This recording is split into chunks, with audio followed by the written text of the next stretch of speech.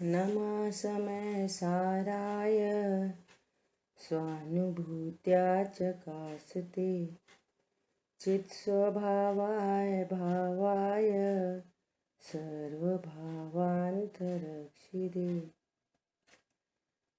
वन्दितु सौवसिद्धे ध्रुवमचलमणोवमं गतिं पत्ते उक्षामि समय पाहुड सुध केवली बड़िदम।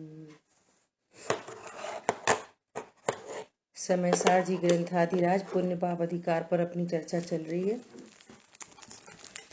और आज अपन बहुत ही महत्वपूर्ण गाथा का स्वाध्याय करने जा रहे हैं। गाथा नंबर है 156।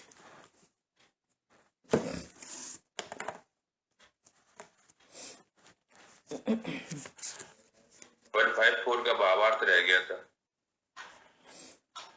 ओके।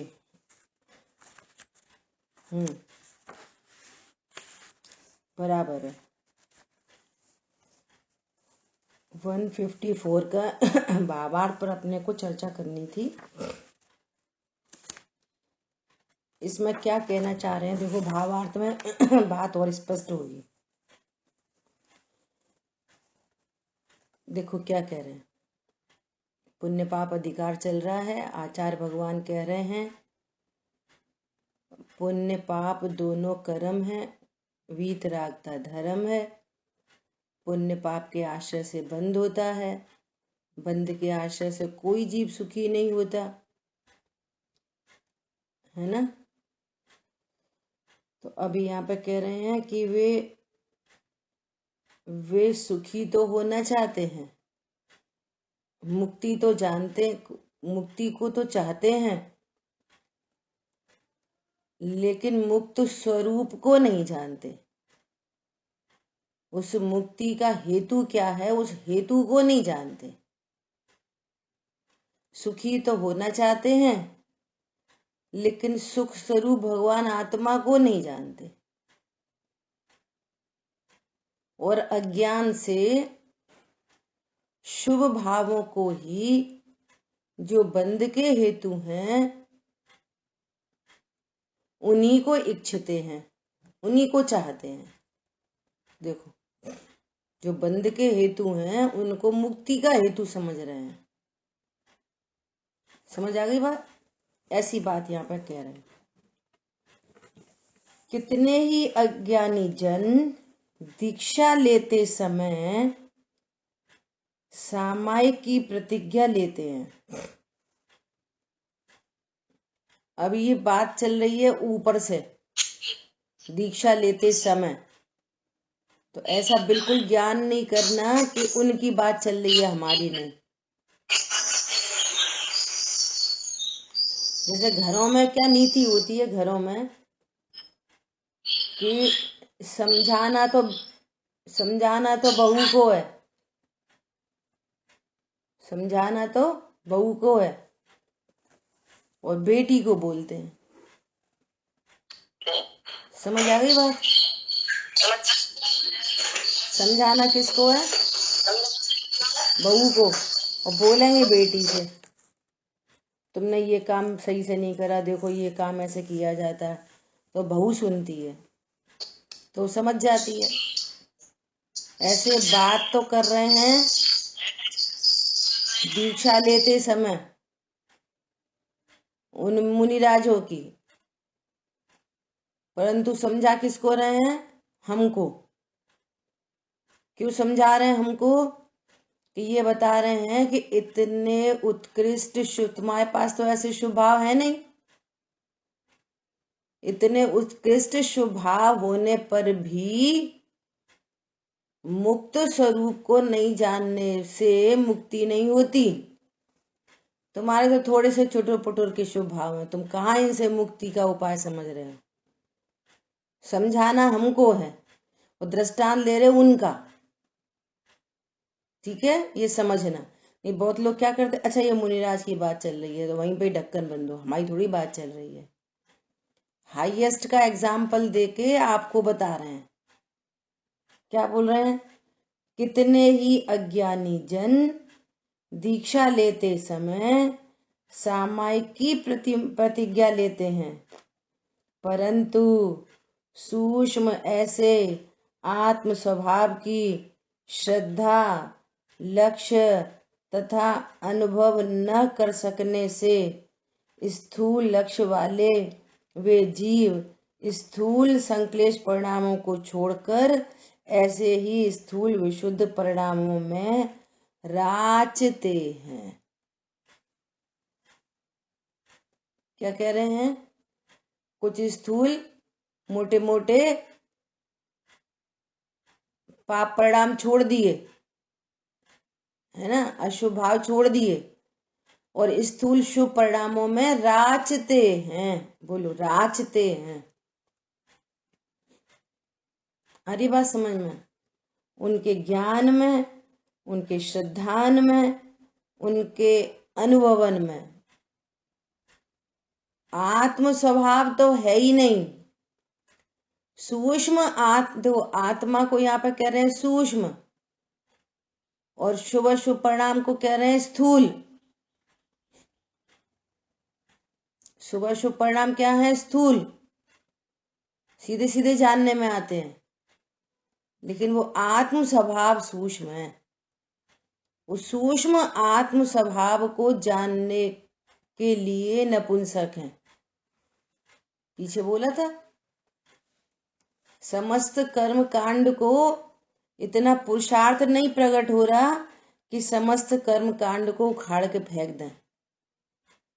फेंक दें इन द सेंस, वो ज्ञान ये मैं हूं, मेरे हैं, मैं करता हूं, भोगता हूं, इससे लाभ होगा, हानि होगी, है ना, ये पूरी मिथ्या अज्ञान को, मिथ्या श्रद्धान को, ऐसे विपरीत श्रद्धान को पूरा उखाड़ के फेंक दें, ये भाव है उसका।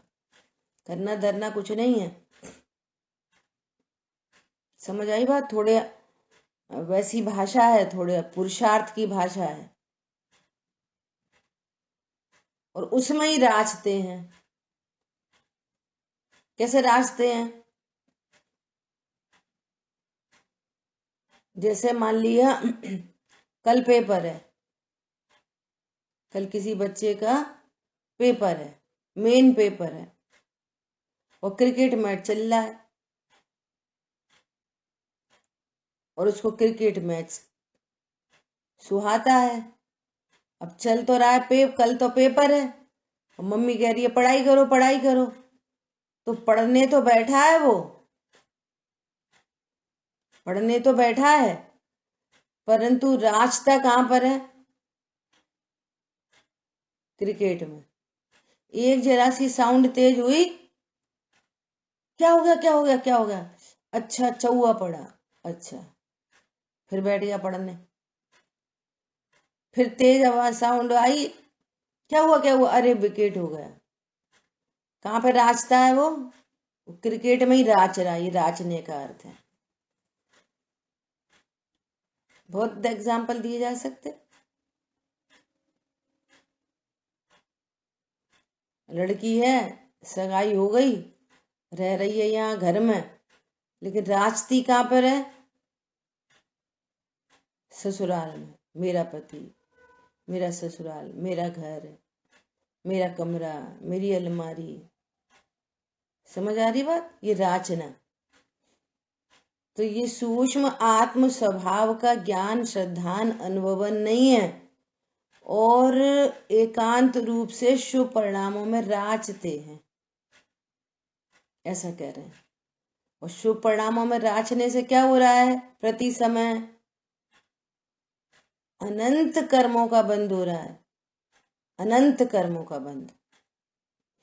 बोलो, दुनिया कह रही है महाराज जी महाराज जी, अरे प्रतिमाधारी प्रतिमाधारी। दुनिया कह रही है अरे ब्रह्मचारी ब्रह्मचारी, ब्रह्म स्वरूप का पता नहीं है। काय के ब्रह्मचारी? शुभ परिणामों में राचते हैं, और उपदेश देंगे तो बेही उपदेश देंगे, देखो भैया समाज में क्या हो रहा है, ऐसा खाना, ऐसा पीना, ये ऐसा करना चाहिए, ऐसा करना चाहिए, उपदेश भी वही वाले। अरे तुम तो ज्ञान स्वरूपी भगवान आत्मा हो, ये कहना चाहते हैं। संक्लेश परिणाम तथा विशुद्ध परिणाम। संक्लेश परिणाम किसको कहते हैं? पाप भाव को संक्लेश परिणाम, शुभ भाव को विशुद्ध परिणाम, है ना। और संवर निर्जरा वीतरागता को शुद्ध परिणाम, वीतरागता है शुद्ध परिणाम, और शुभ भाव है विशुद्ध परिणाम, और अशुभ भाव है संक्लेश परिणाम। संक्लेश परिणाम तथा विशुद्ध परिणाम दोनों अत्यंत स्थूल हैं और आत्म स्वभाव ही सूक्ष्म है। इस प्रकार वे यद्यपि वास्तविक तथा सर्व कर्म रहित आत्म स्वभाव का अनुभवन ही मोक्ष का कारण है, तथापि कर्मानुभव के अल्प बहुत को ही बंध मोक्ष का कारण मानकर व्रत, नियम, शील, तप इत्यादि शुभ कर्मों का मोक्ष के हेतु के रूप से आश्रय करते हैं। क्या बोलते हैं? जो वास्तविक सर्व कर्म रहित आत्म स्वभाव है, मैं निष्कर्म ज्ञायक हूं, अबद्ध हूं, अस्पृष्ट हूं, है ना। पर्यायों में जो निमित्त नैमित्तिक संबंध बन रहा है उसको गौड़ नहीं कर पाते, वही वही दिख रहा है, वही वही दिख रहा है। सही बात है, कर्म का उदय तो है, सही बात है, परिणाम तो है, सही बात है, अनुकूलता तो है, सही बात है, प्रतिकूलता तो है, बस उसी उसी में राजते हैं। समझ आ गई बात? उसी उसी में राजते हैं, ऐसा कह रहे हैं। सर्व कर्म रहित आत्म स्वभाव का अनुभवन ही मोक्ष का कारण है। मोक्ष का कारण क्या है? निष्कर्म ज्ञायक हूं, निष्कषाय तत्व हूं, उनसे अबद्ध स्पृष्ट हूं, असंयुक्त हूं, वर्णादि रागादि से असंयुक्त होने पर भी संयुक्त जैसा प्रतिभास ये संसार का बीज है। शुभ अशुभ भाव उत्पन्न होना वो संसार का बीज नहीं। शुभ अशुभ भाव से मैं संयुक्त हूं, मैं ही कर रहा हूं, मैं ही भोग रहा हूं, इसका नाम है संसार का बीज। उस प्रतिज्ञा किसकी ली है? सामायिक की। सामायिक किसे कहते हैं? समस्वरूप में समस्वरूप का ज्ञान, श्रद्धा, आचरण, ये सामायिक है। सामायिक किसे कहना? समस्वरूप। समस्वरूप मतलब जो सदा एक रूप रहता है, जिसमें कुछ घटता बढ़ता नहीं है, जो किसी से कोई लेता देता नहीं है, जिसको किसी की आवश्यकता नहीं है, ऐसा समस्वरूप, एक रूप रहने वाली वस्तु, वो समस्वरूप। समस्वरूप का ज्ञान, श्रद्धान और आचरण, आनंद, इसका नाम है सामायिक। मम्मी क्या कर रही है? सामायिक। अब सामायिक में बैठे हैं, अब कौन आ गया, कौन चला गया, माँ बातें चल रही हैं, वो सब समझ सुनाई दे रही है। अब दूध गैस पर रख के आ गए थे, फिर सामायिक करने बैठ गए, ध्यान भूल गई तो ऐसे इशारे हो रहे हैं, ये सामायिक है। ये तो विशुद्ध परिणामों में भी नहीं राजता, ये तो अशुभ परिणाम चल रहा है। ये तो समझ में आ रही है बात? सामायिक की प्रतिज्ञा लेकर भी स्थूल परिणामों में राजते हैं। बोलो, प्रतिज्ञा ले रखी है सामायिक की और परिणाम चल रहे हैं स्थूल। समझ आ गई बात? सूक्ष्म आत्म स्वभाव का अनुभवन ही मोक्ष का कारण है। कल कितनी बढ़िया बात आई थी। जैन शासन को एक शब्द में कहें तो आत्मानुभूति ही जैन शासन है। ये जो षट कर्माणि दिने दिने हैं वे आत्मानुभूति के लिए है। बहुत बार चर्चा कर दी। देव पूजा निज देव को जानने के लिए है। गुरु उपासती अपने गुरुता को जानने के लिए, अपनी प्रभुता को जानने के लिए। स्वाध्याय निज स्व के अध्ययन के लिए, स्वाध्याय है स्व को जानने के लिए। संयम मैं अतीन्द्रिय महापदार्थ हूं ऐसा जानने पर संयम होता है।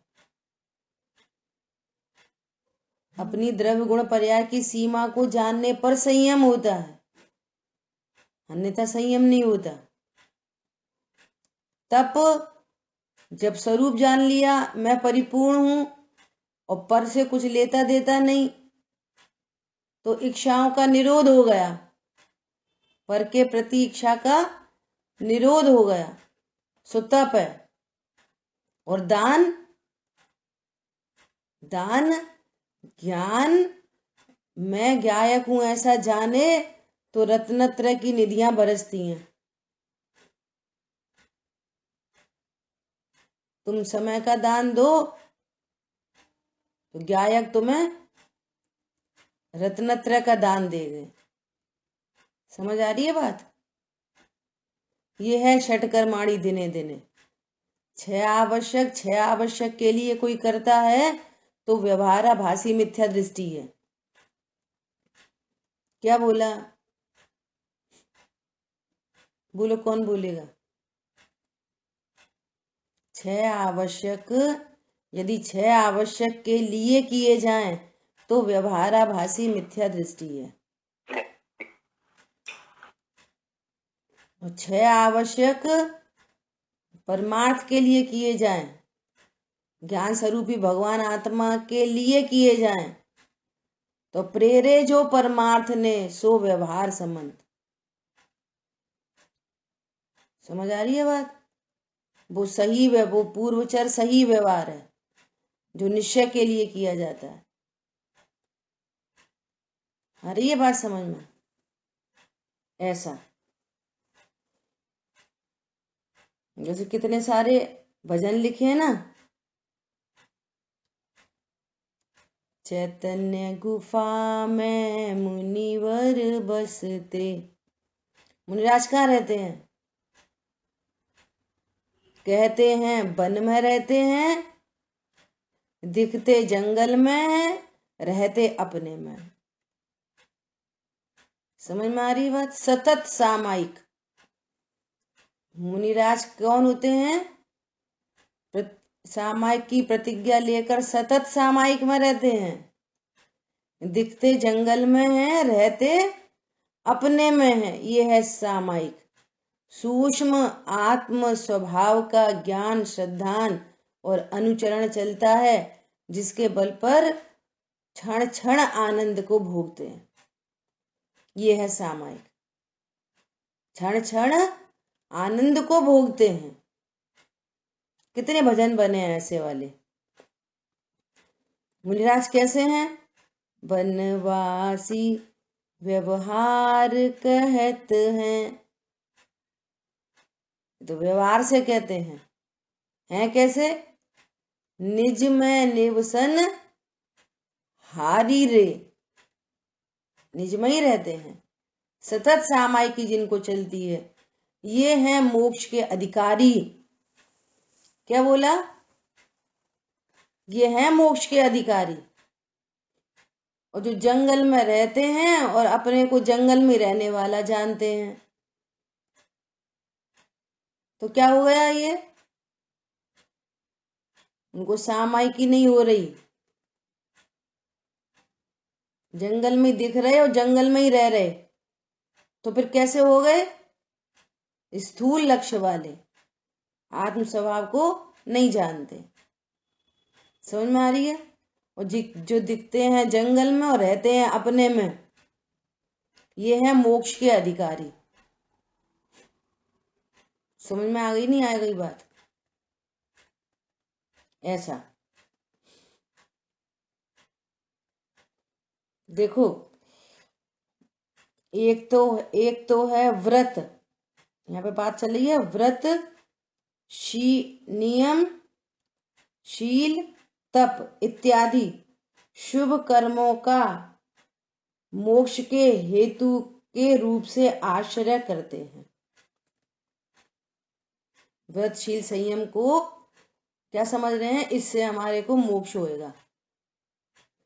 और प्रतिज्ञा ली है सामायिक की। कल परनिसा के प्रवचन में आ रहा था, मुमुक्षु किसे कहते हैं? मुमुक्षु जो मोक्ष का इच्छुक है, जो क्या है, देखो स्यादवाद कैसे होता है, गजब का स्यादवाद। मुमुक्षु किसे कहते हैं? जो मोक्ष का इच्छुक है, अब वो संसार का इच्छुक नहीं है। वो कौन है? मुमुक्षु। तो जिसे मोक्ष की इच्छा है, तो इच्छा से मोक्ष नहीं होता। क्या बोला? हमें तो मोक्ष जाने की इच्छा है भैया, अब संसार कुछ नहीं, मोक्ष जाने की इच्छा है। तो मोक्ष जाने की इच्छा से मोक्ष नहीं होता।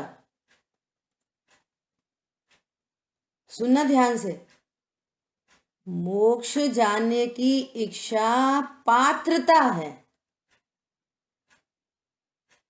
क्या बोला? मोक्ष जाने की इच्छा क्या है? शुभ भाव है। पिक्चर मॉल जाने की इच्छा क्या है? पाप भाव है ना? तो किसके मुमुक्षु मतलब? जिसे मोक्ष जाने की इच्छा है सो मुमुक्षु। लेकिन इच्छा मात्र से मोक्ष नहीं होता, परंतु इच्छा से पात्रता बनती है। मुक्त स्वरूप के उस जो इच्छा है, उस संबंधी पुरुषार्थ से काम होता है। क्या बोला? आज सो हमें रसगुल्ला खाने की इच्छा है, तो फिर रसगुल्ला खा लोगे, मिल जाएंगे? नहीं, उस संबंधी पुरुषार्थ, भैया खोआ लाओ, चीनी लाओ, दूध लाओ, फिर प्रिपेयर करो। जैसे लोक में इच्छा मात्र से कुछ नहीं होता, ऐसे ही यहाँ मुमुक्षु मतलब अब वो सर्व से दूर हो गया। उसके ख्याल में ये वाली बात आ गई है कि सुखी होने का एकमात्र उपाय यही है कि अब तो परिणति शुद्ध पर्याय प्रकट हो। अब संसार में रुचता नहीं है, वो संसार में रहना नहीं चाहता और स्वाधीनता चाहता है, मुक्ति चाहता है, आनंद चाहता है। तो उस आनंद का हेतु कौन है? कि मुक्त स्वरूप भगवान आत्मा। समझ आ गई बात? ऐसा। अब साइड में व्रत के भाव होते हैं, अव्रत के भाव होते हैं। लेकिन मुक्ति किससे होगी? व्रत से कि अव्रत से? तो अव्रत तो सीधे सीधे पाप परिणाम है। और व्रत का भाव कि भाई आज पर पदार्थ के लक्ष्य से, कि भाई आज एक ही टाइम भोजन करेंगे, आज रस परित्याग करेंगे, वगैरह वगैरह। लेकिन निश्चय व्रत क्या चीज है? वो सूक्ष्म आत्म तत्व मुक्त स्वरूप के आश्रय से निश्चय व्रत होता है। वो निर्विकल्पता निश्चय व्रत है। क्या बोला? निर्विकल्पता निश्चय व्रत है, निर्विकल्पता निश्चय नियम है, निर्विकल्पता निश्चय शील है, और निर्विकल्पता निश्चय तप है। चारों में लगा। समझ आ रही बात? एकमात्र निर्विकल्पता ही निश्चय व्रत है। क्या बोल रहे शांतनु? समझ आ गई बात? निर्विकल्पता ही निश्चय व्रत है, निश्चय नियम है, निश्चयशील है, निश्चय तप है। और बाहर में व्रत और अव्रत के जो परिणाम है, खाने पीने के परिणाम पाप भाव है। नियम संयम व्रत के परिणाम है जो वो शुभ भाव है, लेकिन उस शुभ भाव मात्र से मोक्ष नहीं होता। निर्विकल्पता मोक्ष का उपाय है। चाहे व्रत के विकल्प हो चाहे अव्रत के विकल्प हो, दोनों बंद के हेतु हैं। हाँ जी, ये शब्द आ रहा है कर्म अनुभव का अल्प बहुत। हाँ, अल्प बहुत कह रहे हैं। हाँ, कम ज्यादा, कर्म अनुभव का कम ज्यादा होना। तो कर्म अनुभव क्या है? कि कर्म का उदय है ना, वे घटते हैं बढ़ते हैं, कभी तीव्र उदय कभी मंद उदय, तो कभी अशुभ भाव कभी शुभ भाव, और कभी शुभ भाव भी घटते बढ़ते हैं, कभी अति मंद शुभ भाव। नहीं, ये नहीं ऐसा कर्मानुभव लिखा है ना, कर्मानुभव। कर्म के उदय में देखो, कर्म का अनुभव तो जीव को होता नहीं है। हाँ, वही तो है ना। तो कर्म का अनुभव कैसे होता है कि उसके उदय जनित जो शुभ अशुभ भाव होते हैं ना, तो उसको कर्म का अनुभव चल रहा है, आत्मा का अनुभव नहीं है, और वो घटता बढ़ता है कर्मानुभव, कभी तीव्र कभी मंद। ये कहना चाह रहे हैं, इसको आत्मानुभव नहीं है। ये जो कह रहा है ना कि मुझे तो दया दान व्रतशील संयम है, तो ये कर्मानुभव को भोग रहा है, ये कर्म के का अनुभव है, इसको तीव्र मंद, इसको आत्मानुभव नहीं है इसमें, ऐसा कह रहे हैं।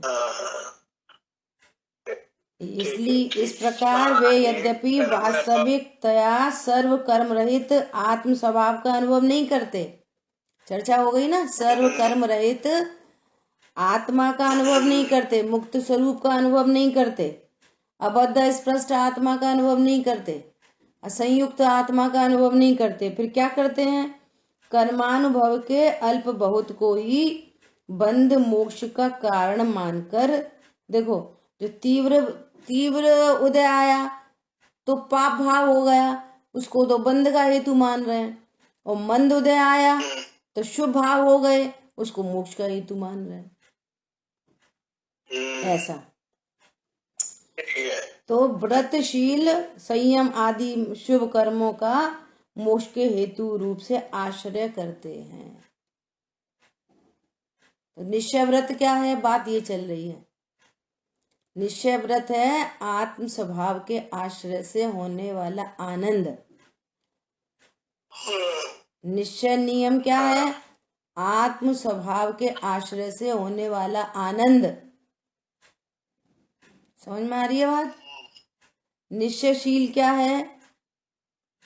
निश्चयशील, शील नाम स्वभाव का है, तो स्वभाव के आश्रय से होने वाला आनंद उस निश्चयशील है।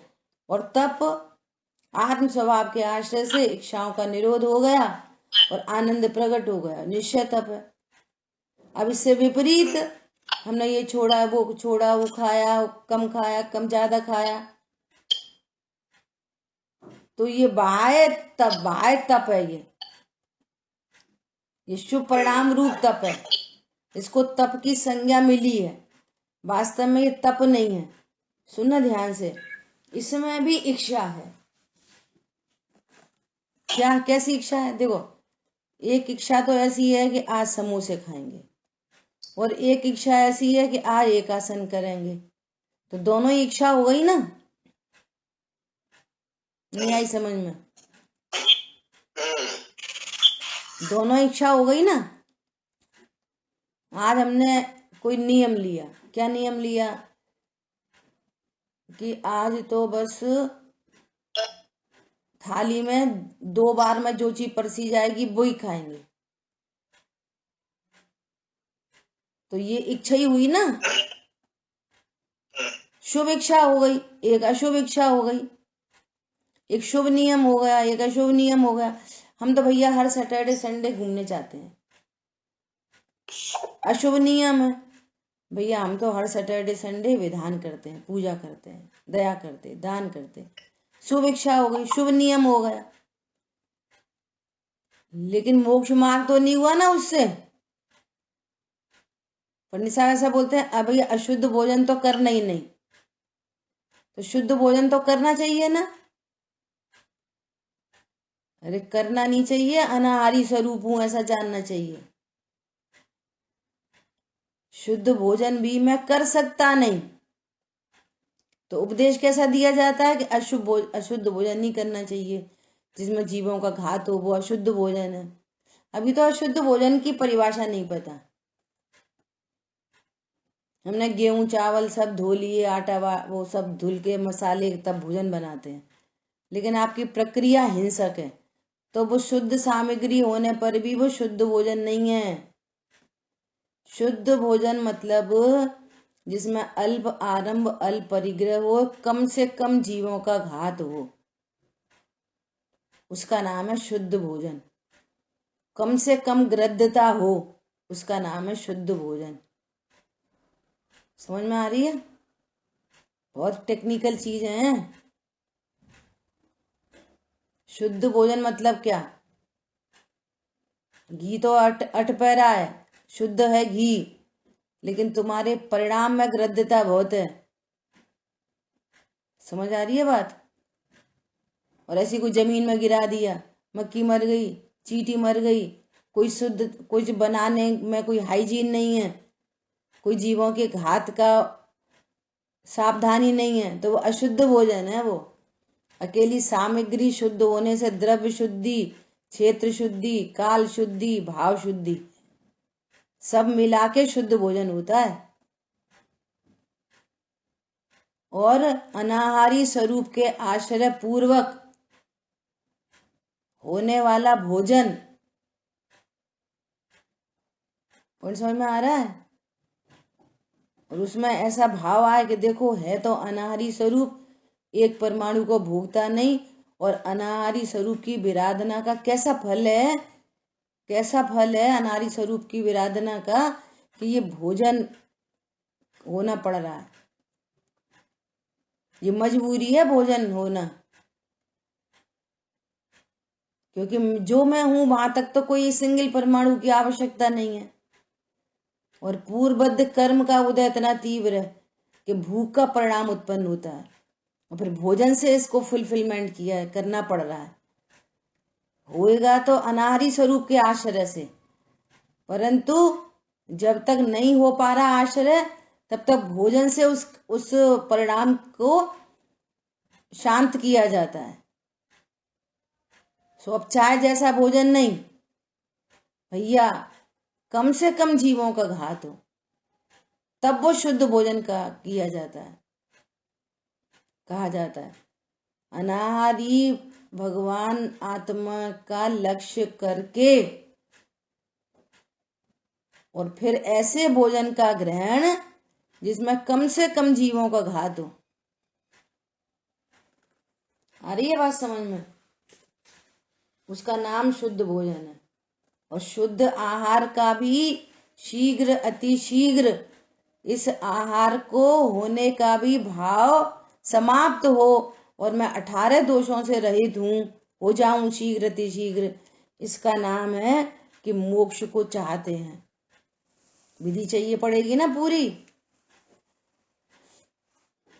अरे मुनिराजों को बढ़िया है, रोज अनार का जूस मिलता है। ये तुम मुमुक्षु नहीं हो, तुम्हारी मुमुक्षुता नहीं है तुम्हारे पास अभी। समझ में आ रही है बात? मुनिराज बढ़िया है, ना कुछ बना न कमाना पड़े न धमाना पड़े। उन्हें क्या है, तो अनार का जूस मिलता है। देखो आजकल मुनिराज कैसे कैसे, कुछ नहीं आता पता, ऐसी बात है। कल शाम को अपन ने तो दादा की टीका से स्वाध्याय करा ना दोपहर में, जो मूल ब्रह्मदेव सूरी जी की टीका है, तो गजब की टीका है। अब तीसरी गाथा में चर्चा आई। क्या चर्चा आई? सब ओपोजिट करते हुए, जीव कैसा है? चैतन्य भाव प्राणों को धारती हुई वस्तु है, तो भी संसार दशा में 4 प्राण से जीता है। इंद्रिय, बल, आयु, स्वाक्षोश्वास। बोलो, है अनंत बल का धनी अभी, और उसका अनंतवा भाग है कैसा? अनंत बल का धनी, और प्रकट क्या है? अनंतवा भाग डिवाइडेड बाई अनंत। तो मन वचन काय बल से प्रवर्तमान होता है संसार दशा में। देखो स्वरूप कैसा? अनंत बल। और संसार दशा में रहता कैसा है? उसके अनंतवे भाग रूप मन वचन काय बल संसार दशा में सी स्थिति है। बोलो, अनंत बल का धनी है अभी। ऐसी अद्भुत चर्चाएं हैं। फिर आयु के लिए बोला, है तो अनादि अनंत, है तो अनादि अनंत, परंतु आदि और अंत सहित एक एक आयु में विराजमान है, जिसकी स्टार्टिंग हुई और जिसका अंत होएगा। स्वरूप अनादि अनंत है, फिर भी अनेक अनेक आयुओं को धारण करना पड़ता है संसार दशा में। बोलो कितनी मजबूरी है। जैसे कोई ऐसा बोले आपको अवधि ज्ञानी, भाई साहब आप तो अब वहां जाने वाले हो स्वर्ग में, तो कैसी प्रसन्नता। बोलो, आप आयु को इच्छते हो, आयु को चाहते हो, इसका मतलब संसार को चाहते हो। समझ में आ गई बात? और फिर एक स्वर्ग की आयु और तत्व निर्णय से रहित है, तो उसका फल ये है एक इंद्री में जाता है। वो क्या बोला? अपने स्वरूप को नहीं जानने वाले देवगति के जीव मैक्सिमम एक इंद्री में चले जाते हैं, मिथ्या दृष्टि। सोचो, भय एक इंद्री क्या इसमें लाली, ऐसी ऐसी जगह क्या फायदा जहां जाने पर बाहर में कोई लड़ाई झगड़ा, खाना पीना, उठना बैठना कुछ नहीं दिखाई दे रहा, इतनी मंद कशा है, लेकिन मानसिक पीड़ा इतनी कि जिसके फल में एक इंद्रिय हो गया। बोलो, इसलिए कितना आवश्यक है कि इसी समय, इसी काल में, इसी भव में तत्व निर्णय पूर्वक आत्मानुभव होकर ये संसार का नाश करने का प्रसंग बन जाए, नाश कर दें, इसका अभाव हो जाए परिणति में। समझ आ रही है बात? इतना जरूरी काम है ये तत्व ज्ञान। भैया संसार सुख, कि संसार सुख भी सम्यक दृष्टि जीवों को ही मिलता है, जिसके आश्रय से ही प्रकट है सभी पूज्य पद दिव्य ललाम। सारे संसार में जितने भी बड़े बड़े पद हैं ना, चक्रवर्ती, बलदेव, बलभद्र, ये सब बड़े बड़े पद हैं जो, वो सब आत्मानुभव होने के काल में जो सातिशय पुण्य बनता है उसके उदय का कार्य है। तत्व निर्णय के अभाव वाला जीव ढंग से पुण्य भी नहीं बांध सकता। ऐसी अद्भुत बातें हैं। ठीक है, ऐसा सब में लगाओ, शांतनु ट्राई करो, नियम में लगाओ, नियम, अनियम और निश्चय नियम, तीन चीजें हो गई सब में। शील, कुशील और निश्चयशील। कुशील हो गया पाप भाव, अभी शील को बोल दो पुण्य भाव, और निश्चयशील जो आत्मा के आश्रय से होता है, ऐसा तप, कुतप और निश्चय तप। मिथ्या दृष्टि जीवों को क्या हो रहा है? कुतप कर रहे हैं, यज्ञ कर रहे हैं, अनंत जीवों का घात हो रहा है, वो कह रहे हैं हमारा तप है। ये तप नहीं, कुतप है ऐसा। वो निश्चय तप है ना। ये तीनों चीजें तब पता चलेगा कि धर्म क्या चीज है, पाप भाव क्या चीज है और पुण्य भाव क्या चीज है। ये चारों की टेबल बना के सबके 3-3 लिख के व्हाट्सएप पे भेजना हमको सब लोग, ठीक है। अब कह रहे हैं अब जीवों को परमार्थ वास्तविक मोक्ष का कारण बतलाते हैं। ज्ञान ही मोक्ष का कारण है, ये बतलाते हैं। नई गाथा शुरू करेंगे, कल शुरू करेंगे, ठीक है। कोई प्रश्न है तो पूछ सकते हैं, बोलो, किसी का कोई प्रश्न है?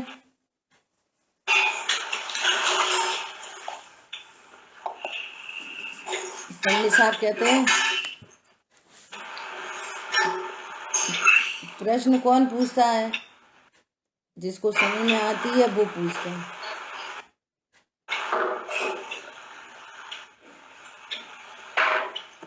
ये कल एक बात और आई पता है, योग्य शिष्य से गुरु को भी लाभ होता है। क्या? कि योग्य शिष्य अपने प्रश्नों के माध्यम से सूक्ष्म तत्व का उद्घाटन कराता है। योग्य तत्व अपने प्रश्नों के माध्यम से सूक्ष्म तत्व का और उद्घाटन कराता है। ऐसे होते हैं योग्य शिष्य। चलो, जिन वाणी के ज्ञान से सूझे लोकालोक, सुवाणी मस्तक नमो सदा देत हूँ धूप। बोलिए द्वाशामयी जिनवाणी माता की जय हो। जय जिनेन्द्र सभी को।